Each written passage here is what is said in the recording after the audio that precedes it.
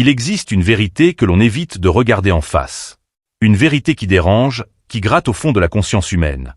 Si les anciens parlaient de monstres, ce n'était peut-être pas que pour raconter des histoires. Et si, derrière chaque créature mythique, derrière chaque bête fantastique gravée dans la pierre ou murmurée à la lueur du feu, se cachait quelque chose de réel? Quand tu lis les grandes mythologies du monde, grecques, nordiques, africaines, chinoises, amérindiennes, tu retrouves toujours la même obsession. L'humanité n'a jamais été seule. Elle a vécu entourée de présences, de formes, de silhouettes qui aujourd'hui nous paraissent impossibles. Mais à l'époque, elle semblait normale. Peut-être que les hommes d'autrefois étaient simplement prisonniers de croyances naïves. Peut-être aussi qu'ils avaient vu quelque chose que nous n'avons fait qu'oublier.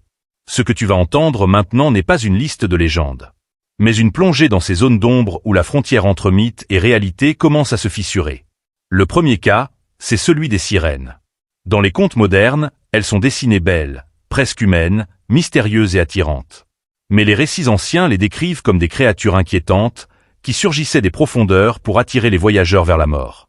Des peuplements entiers de marins ont juré en avoir vu. Et les tout premiers explorateurs grecs, arabes et chinois racontent, chacun dans leur langue respective, exactement la même chose. Des formes humanoïdes, aquatiques, avec des yeux noirs, la peau pâle et des cris qu'aucun animal ne peut reproduire. Aujourd'hui, on parle de lamentins ou d'erreurs de perception. Mais comment expliquer que des civilisations séparées par des milliers de kilomètres décrivent la même créature, avec la même silhouette, dès les premières traversées maritimes? Certains biologistes défendent l'idée qu'il a pu exister une espèce hominidée marine, un cousin oublié de l'humanité, qui aurait évolué dans les profondeurs avant de disparaître. Une branche éteinte. Ou effacée. Le deuxième cas, c'est le kraken. Une légende nordique, dit-on. Un conte déformé par le temps. Sauf qu'en 1873, une équipe de pêcheurs découvre un tentacule long de plusieurs mètres. Puis en 1924, un cadavre monstrueux est rejeté sur une plage des Bahamas. Et en 2004, pour la première fois, une équipe scientifique capture une créature gigantesque à plus de 900 mètres de profondeur. Architeuthis dux. 14 mètres de long. Et encore, ce n'était pas l'un des plus grands spécimens théoriques. Quand les Vikings parlaient d'une bête capable d'engloutir un navire, peut-être ne racontaient-ils pas une fable, mais une rencontre. Une rencontre avec une créature qu'on n'avait jamais osé imaginer vivante dans les entrailles du monde. Le troisième cas, c'est le dragon. Presque toutes les civilisations en parlent. De la Chine à la Mésoamérique, de l'Europe médiévale à l'Afrique de l'Ouest. Même animal, mêmes ailes, mêmes écailles, même souffle brûlant. Comment expliquer une telle précision dans les mythes, avant l'ère de l'écriture, avant les voyages intercontinentaux? Les archéologues ont trouvé une piste, les fossiles. Un crâne de protocératops trouvé dans le désert du Gobi ressemble étrangement à la tête d'un dragon chinois.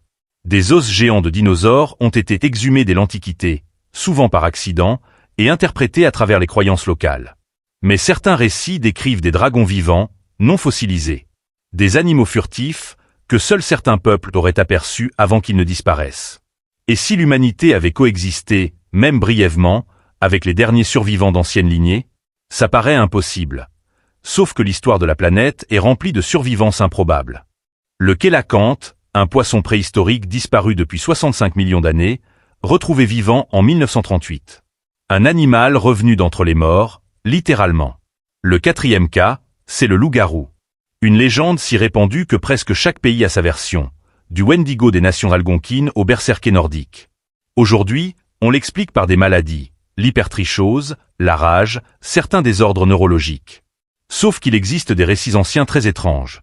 Des hommes qui marchaient comme des bêtes, des silhouettes massives repérées dans les forêts, des ossements non identifiables retrouvés dans des zones où aucune espèce connue n'était censée vivre. En 1589, un procès réel a condamné un homme qui aurait pu se métamorphoser en bête. Dans son village, des dizaines de témoins affirmaient avoir vu une créature monstrueuse, un mélange d'homme et de loup. Hallucination collective? Ou autre chose. Le cinquième cas, peut-être le plus troublant, c'est celui du basilic. Une créature dite fantastique dont le simple regard pouvait tuer. Absurd? Pas tant que ça. Certaines espèces de cobras, comme le cobra cracheur, visent les yeux de leur proie. Une micro-goutte dans la rétine, et c'est la mort. Les premières descriptions du basilic ressemblent étrangement à un serpent muté, déformé, capable de tuer sans morsure. Certains historiens pensent que le basilic légendaire pourrait être le souvenir d'une espèce aujourd'hui disparue, un serpent venimeux aux capacités extrêmes, peut-être un cousin ancien des aspidés modernes. Et ce ne sont que 5 cas. 5 créatures mythiques, dont l'ombre plane encore sur notre monde. Toutes ont des traces, des témoignages, parfois des preuves scientifiques ou archéologiques.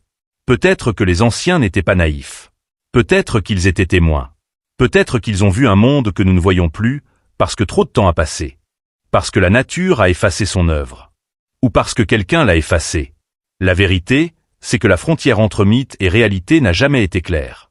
Et dans les profondeurs de l'océan, dans les forêts oubliées, dans les grottes où nul humain ne s'est aventuré, quelque chose continue d'exister.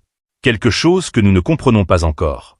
Ce que nous appelons créatures mythiques pourrait être simplement ce qu'il reste d'un passé trop ancien, trop obscur, trop effrayant pour être accepté. Un monde où l'homme n'était pas seul. Un monde où les monstres étaient réels. On vous a dit que ce n'était que des légendes.